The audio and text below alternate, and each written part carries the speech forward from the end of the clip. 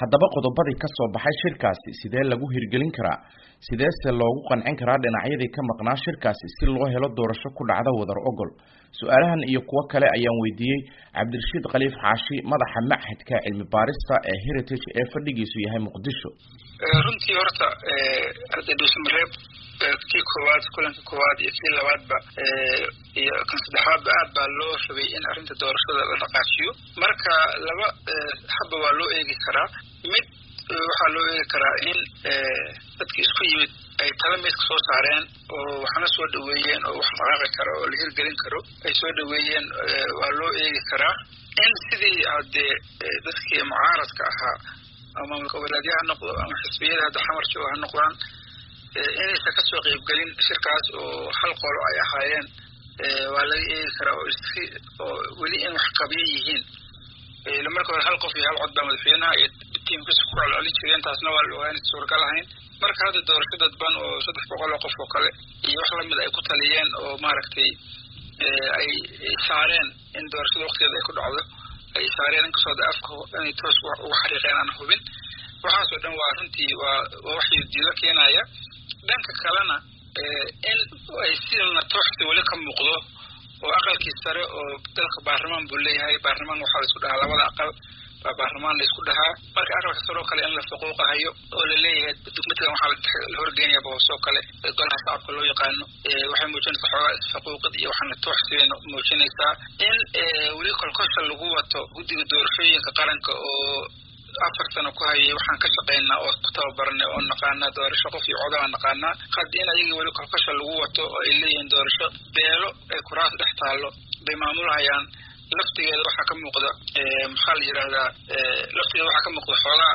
in la iska hubiyo oo guddigan uusan noqon kiyaawo ingiriis meel kasta furo meel kasta la gelinayo uusan noqon sidii doorashadii qof iyo cod loo tababaray ay yaqaanaan ka shaqeynayaan taas waa la iska shalfigareeyey waa la iska hakiyey tan dhacaysa waa in cidda doorashada khusaysa guddi ay ku wada kalsoon yihiin hawsha ay dhex galaan baayadan runtii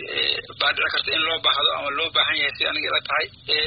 guud ahaan nimankan hadda Jubbaland iyo Puntland iyo xataa xisbiyada xawar joogo ilaa 9 xisbi ah laftigooda in la yiraahdo wixii dhismareeb ka baxay baarlamaanka la geeyay ansixinaya ninkii talahayana naga soo daba tuuro laftigeeda wax la cararid baa ka muuqata iyo fudayd waxay ahayd inay u diraan Puntland iyo Jubbaland ay u diraan dhan walaalayaal inta nala dhaaf weeday waxa kusoo kordhiya inay u diraan xisbiyada 9 xisbiya oo la yiraahdo iyo aqalka sare la yiraahdo saan inay nala tahay laakiin habkan tareenkan la leeyahay tareen baa dhaqaaqay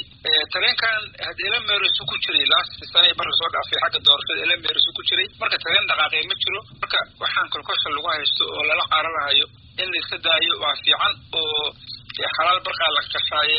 tala fiican bay keeneen miiska ay saaraan waxaa dhici karta laba ama 3 qodob in laga bedelo laakiin habkan wadadan ka soo bilaabata filla Soomaaliya dhismareeb soo marta aqalka hoose ka shaqeeya ma shaqeyn karto doorashada kan kama dhici karto laakiin Cabdirashiid soo lama oran karo hadii sida aad sheegtay maamuladii maqnaay lala hadlo oo loo diro oo aqalkii sare loo diro oo kii baarlamaanka loo diro oo bulshada rayidka mucaaradkii soo taasi ma muuqanayso in ay dib u riixi karto waqti badan oo doorashadu ay aad dib ugu dhici karto maadaama wada tashkaas uu qaadan karo waqti aad u fog ma 13 qodob waaye oo 2 page ku qoran marka ma badna dadkan dii loo diro on 2 ama 3 qodob baa dhici karta inay ku daraan meesha 301 la yiri for example xildhibaanada qayb kamid ah ha soo doortaan la yiri laakiin dadka ka imaanaya waqooyiga ama dadka waqooyi la yiraahdo daan afka ku dhufto la yiri si gooni ah loo doorno taasoo kale sax maahan waa in xildhibaanadu isku nooc loo doortaa si isku qiimo iyo isku macno u yeeshaan 301 qofna waa laga heli karaa beelaha kasoo jeeda gobolada kasoo jeeda waa laga heli karaa taasoo kale haddii kuwa soo jeediyaan kuwan ma dhifsan karaan waxa la sixi karo guddiga doorashada guddi lagu dhan yahay oo waxaan la isla ogol yahay in laga dhigo waa wax la isla aqbali karo maxaa la yiraahdaa haddii bilood iyo 3 bilood xataa ay ku darsanto oo laakiin dhib ma lahan shaqada intii socota hadii la isla gaaro laakiin waxaan consultation balaaran uma baahneen waxay u baahan yihiin niyad samee baa loo baahan yahay iyo wixii inay soo ekaan wax tareen gooni oo dad u shaqeeya kaliya saaran wixii la iska tartiibiyo markaas in lagu xurmeeyo intay waraaqaha diyaariyaan intay xafladaha qabsanayaan qorqor iyo ay u dhiibaan Umar Filistaan iyo taga maxal Puntland in la soo hadla lafta gareen iyo ra'iisul wasaarahan Ismaaciil u diraan baa uga filay markuu taga xisbiyada soo yardhnooyin halkan bay hawsha dhaafil caday maxaan sameeyna haddana too late maahan oo way samayn karaan marka waxaan qabaa iscirbintaan in la iska daayo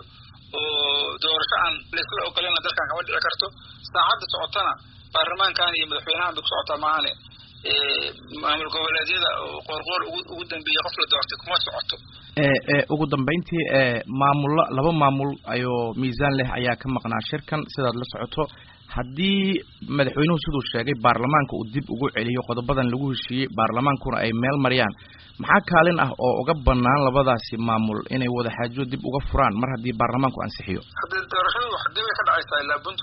puntland xukunta gaalkacyo koonarkeeda ilaa caluule iyo ka shisheey puntland iyagaa ka taliya marka doorashadii puntland marka ma lasoo raraya maxamed baa loo soo raraya 40 xildhibaan oo puntland laga dooran lahaa haddii la rabo 40 xildhibaan puntland inay baarlamaanka ku darsato waa in puntland habkii doorashadaas ku dhacay ay raalli ka tahay lagana talageliya laakiin haddii qorshuhu yahay noolaha in laga maarmo 40 xildhibaan iyo kuwa Jubaland laga soo doorto iyo kuwa xamar xisbiyada xamar soo laga maarmo waa la iska ignore garan karaa baarlamaanku tarankan fil Soomaaliya ku dhex wareegaya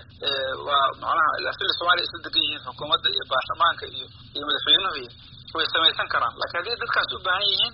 haddana tala macquul ay keeneen waa inay raadiyaan dhahan waxaan ku dareysaan ayaguna waa inay ogaadaan in waqti maslaxadda mararka qaar laga raaco